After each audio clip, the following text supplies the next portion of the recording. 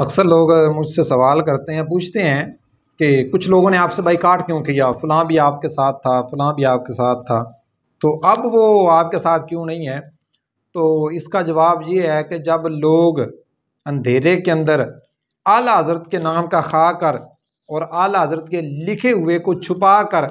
गैरों के साथ जफ्फियाँ डाल रहे थे, तो उस वक़्त हमने बल्ब जलाकर आला हज़रत का लिखा हुआ भी लोगों को दिखाया और उन 2 नंबर लोगों का चेहरा भी लोगों के सामने जाहिर किया। तो उसके बाद जनाब वो लोग हमारे मुखालिफ हो गए। बात यह है कि जब एक वो तबका था जो पहले वो उन्होंने कहा कि हम तो ना इधर के हैं ना उधर के हैं, फिर जब उन्होंने देखा कि अब कौम जागने लगी है और हक बयानी तो करनी पड़ेगी, फिर उन्होंने देखा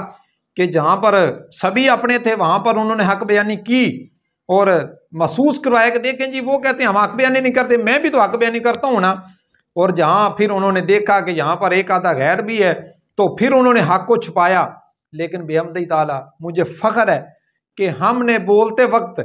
लोगों के चेहरों की तरफ नहीं देखा,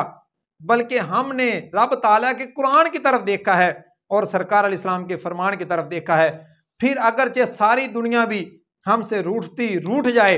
लेकिन हमने ये दिल से तहिया किया है कभी सरकार अलैहिस्सलाम का दामन हमारे हाथ से ना छूटे। वो आला हजरत के नाम पर खाने वाले तो खामोश बैठे हुए थे,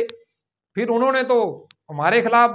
बोलना ही बोलना था, हमसे बाइकाट तो करना ही करना था कि ये कौम को क्या बता रहा है। लोग तो बेहतर है कि इन शेरों को सिखा दे रमियाहू बाकी ना रहे शेर की शेरी का अफसाना। हमने तो लोगों को गीदड़ बना लिया था और खुद भी हम गीदड़ बनकर बैठे हुए थे। लोगों कभी भी लोगों को खुश करने के लिए दीन ना पढ़ना और लोगों को खुश करने के लिए दीन ना छुपाना। मैं उन लोगों को भी जानता हूं जिन लोगों ने महज हक पर होने के बावजूद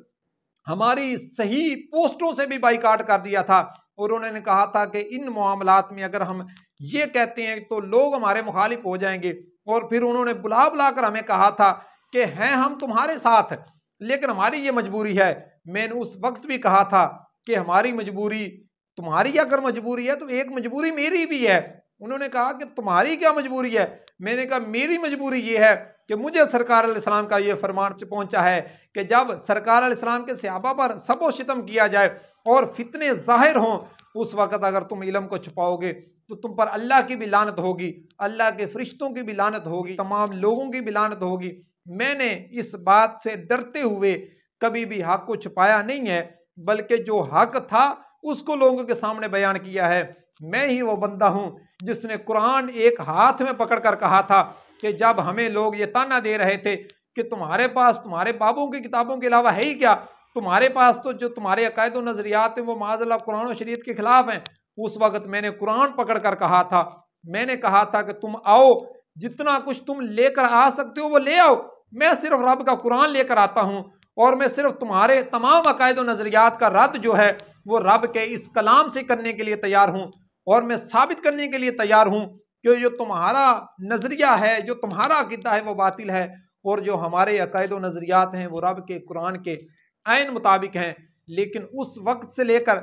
इस लम्हे तक मेरे सामने कोई बंदा भी सिर्फ कुरान के साथ भी बात करने के लिए हाजिर नहीं हो सका। फिर वो जो लोग हमारे साथ बाइकाट करते हैं वो सिर्फ ज़ातियात की बुनियाद पर, हसद की बुनियाद पर, बुग़्ज़ की बुनियाद पर, लेकिन दलाइल किसी के पास भी नहीं। तो अल्लाह तबारक व तआला हमें हमेशा हक गोई करने की तौफीक अता फरमाए।